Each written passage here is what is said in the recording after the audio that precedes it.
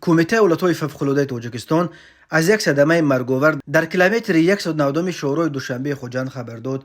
بنا به اطلاع این نهاد روز شنبه 23 دکامبر سال 2023 تخمینا ساعت 13:30 یک ماشین تمغه خوندای که از جانب یک ساکن 32 ساله کوچه حمید و فشار خوجند اداره میشد در کیلومتر 189 شورای دوشنبه خوجند دچار صدمه شد و راننده در جای حادثه به هلاکت رسید. این ماشین شهر پنجکین به سمت شهر خوجند در حال حرکت بوده است، ولی راننده از عهده دوره ماشین نبرآمده است و ماشین به کنار رود چپه شده است. بر اثر جراحت شدید راننده جان باخته است. مقامات سبب صدمه را تحقیق میکنند.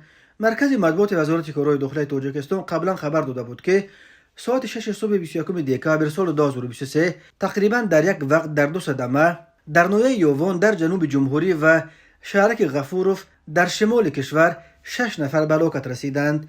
بنا به اطلاع وزارت کارهای داخلی صبح 21 دکامبر سال 2023 تقریبا ساعت 9:10 راننده ماشین تمغه مرسدس بنز شویموف نعیم جان سال تولد 1997 ساکن نویه یووان هنگام حرکت از سمت مرکز نویه یووان به سمت جماعت شهرک حیات نو از عهده دوره واسطه نقلیات نبرآمده به داخل کانال آبگذر دهه گلفشان افتیده است.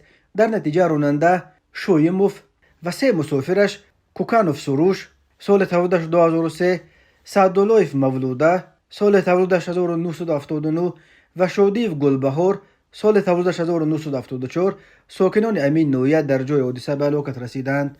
تقریبا همزمان صبح 21 دکامبر سال 2023 ساعت 06:05 راننده ماشین تمغه مرسدس بنز شریپوف مظفر سال تولدش 1990 ساکن نویه غفوروف هنگام حرکت در روی اتومبیلگرد خوجند باباجان غفوروف در حدود شهر غفوروف از عهده دوره واسطه نقلیات نبرآمده پیادهگر سولی و مویره سال تولدش 1990 و فرزند خردسالش احمدزاده عایشه سال تولدش 2020 ساکنان امین نویه را پخش نموده است.